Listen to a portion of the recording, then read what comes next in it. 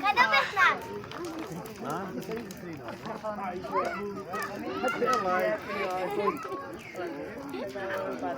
Hoje não vai nem fazer frio.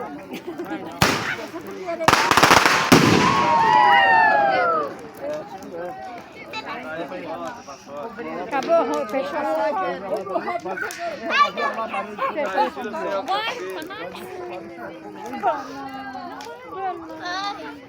Fechou.